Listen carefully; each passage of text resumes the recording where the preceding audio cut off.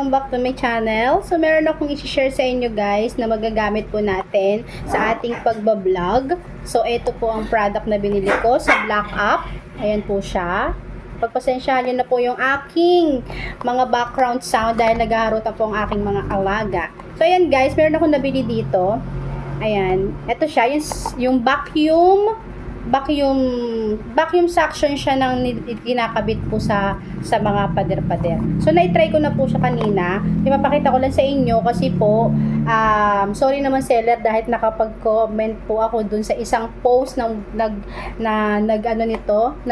nito at nasabi ko na hindi nga rin gumagana sa akin. So dahil nga na bumalik ako dun sa pinag-orderan ko at nakita ko naman doon sa picture na nakalagay na for iPhone nga siya. And then meron silang ibinigay na extrang parang gamit na ilalagay pala sa ating gadget para dumikit siya. Kasi nung una hindi talaga siya dumikit. Talaga medyo nadismaya ako. Pero nung binalikan ko at pinag-aralan ko, yun na-discover ko nga. Yun nga. Ito na siya guys. Ayan siya. Ang tawag dito guys is folding double-sided absorption yan. Pasensya na bulol. Ayan. Ang tawag talaga sa kanya is vacuum suction. Ayan siya guys. Vacuum suction po yung pinakapangalan niya. Ayan siya. Tanggalan natin ng light kasi mapangit yung video pagka may light. So ayan siya guys. Yung isang cellphone, ito nakadikit na kasi siya dun sa isang phone ko yung ginagamit ko ngayon. So eto siya. Ganito siya guys, oh. 'Di ba meron siyang parang rubber dito. Pag ididikit niyo siya, may on and off siya. May on and off. Pag ididikit niyo na sa pader, saka niyo siya i-on para masak niya yung pader or kung saan niyo siya ididikit. Kailangan sa flat po, hindi po pwede sa mga wrap. Yan. Tapos pag tatanggalin nyo, i-off nyo lang din siya. May on and off po yan. Tapos ito, nung una hindi ko rin siya maangat. Hindi ko alam kung paano gagawin. So ginaganyan lang pala. Hinahatak lang. Natanga talaga ako dito kanina. Yan, hinahatak lang siya. Yan. Bali yung gitna niya is mukha siyang metal pero plastic lang din po siya. Pero mukhang matibay. Ayan po. Tapos ito, kung mapapansin nyo guys, ito yung cellphone, di ba? Kung mapapansin nyo, ito yung cellphone. Yung other cellphone na sinasabi dun sa video, na pagka other cellphone ang gagamitin mo, meron kang ilalagay dito sa phone. Kasi hindi talaga siya didikit. Oh, kahit anong gawin mo, hindi talaga siya didikit. Hay! Saglit lang! Nag-video! Hay! Hindi talaga siya didikit guys, oh.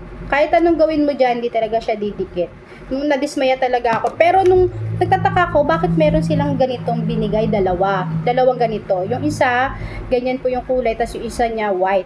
Tapos nung dinikit ko dito, akala ko, ididikit siya dito para dumikit to. So ganyan. Ayaw pa rin. Kaya pala, nung binalikan ko dun sa binilhan ko na seller, binasa kong maigi kung ano yung nakalagay dun. Tapos yun nga, na-discover ko. Ganito lang pala yung gagawin, guys. 'Di ba? Ito 'yon. Ito yung bilog. Ito yung may white, tatanggalin lang natin 'yan. Sa mga other cellphone to ha, pero ito kasi, 'di ba, mga iPhone metal siya. Mga iPhone metal. Hindi siya didikit pagka meron siyang case. Kailangan tanggalin nyo yung case nung ano. Pero hindi ko pa na-try na yung sa cellphone ng pamangkin ko na iPhone na pag may case kong kakagat. Pero feeling ko hindi siya kakagat kasi kailangan direct talaga siya sa metal. So ayan guys. Tapos tatanggalin nyo lang tong white. Yung white na to, tatanggalin nyo lang. Nagbibigay sila ng dalawang ganito guys, dalawa. Ingat lang kasi baka matanggal nyo din yung pinaka pandikit. Kaya kailangan iingatan nyo lang. Iingatan nyo siya.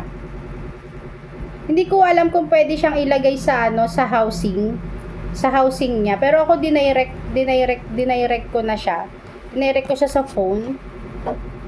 Yan guys, ilalagay mo lang siya dito sa gitna.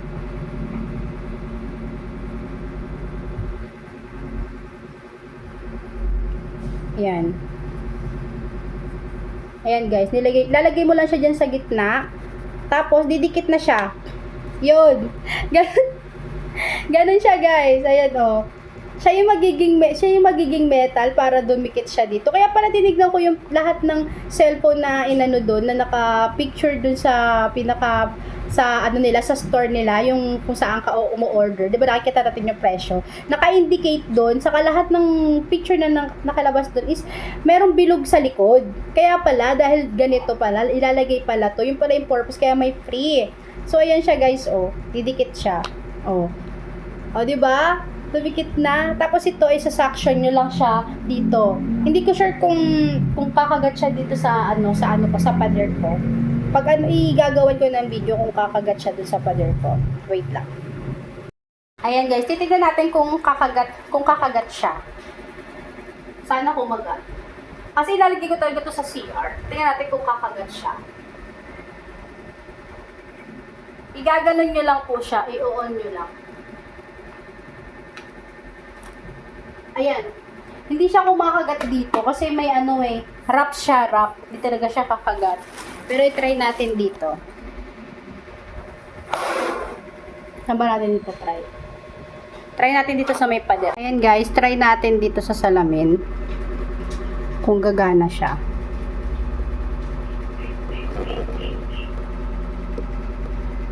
Ito yung on and off niya, ha?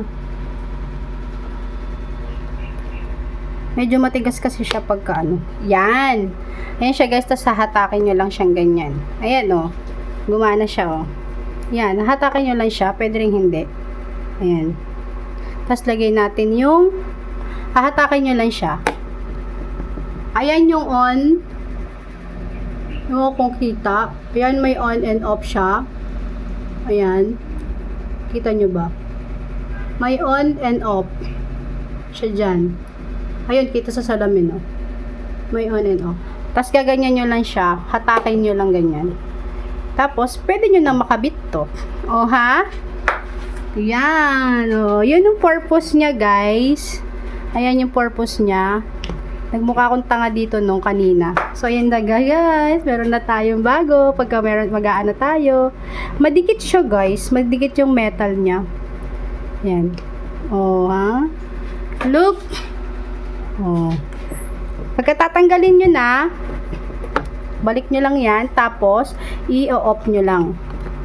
Off nyo lang siya. O, tanggal na. Ganun lang siya ka-easy, guys. Ayan, guys, mag-update ako sa product na to. So, ayan, okay pa naman siya. Matibay siya, sa matibay talaga. Pero, hindi po siya tumatagal sa dikit. Hindi po. Hindi ito matagal sa dikit. Kasi tinry ko siya nung nakita nyo yung inano ko sa may salamin. Hindi po siya tumatagal. Bigla po siyang bumagsak. Hinayaan ko kasi siyang nakadikit dun sa may salamin. Yung pinakita ko sa inyo sample na video na didikit ko. Hindi po siya tumatagal ng dikit. Siguro tatagal lang siya ng dikit mga 10 minutes lang. 10 minutes lang siguro. So, not approved sa akin kasi nabasag yung aking cellphone nung tinry ko siyang isabit sa CR, nalaglag po siya. Hindi naman po as in nabasag yung cellphone ko, pero hindi ko po siya advisable na gamitin pagka ilalagay nyo siya sa matataas na lugar. Pwede nyo siyang gamitin kung nakatayo lang siya na ganito. Ayan, isasak nyo siya sa table, sa mga, iaano nyo siya sa table, tatayo nyo ganyan, didikit nyo, hindi talaga siya gagalaw. Pero kung isasabit nyo siya ng matagal, hindi ko po siya recommended na gamitin sa ganun. So, delikado, baka mamaya mahal pa yung cellphone na ilagay nyo, lalo na yung mga iPhone talaga na kumakabit dito. Hindi ko po siya advisable. So, ano po siya sa akin? Not recommended siya sa akin sa mga matataas na lugar. Sa sinasabi nila na kinakabit sa pader, na ganto-ganto, hindi siya advisable, guys. Hindi. Pero hanggang ngayon, ginagamit ko pa rin siya, ginagawa ko pa rin siyang stand. Pero nakaganyan na lang. Hindi ko siya ginagamit pagka isasabit. So, yun lang for today's video, guys. Thank you so much. At ayan ang ating update sa ating product. Thank you!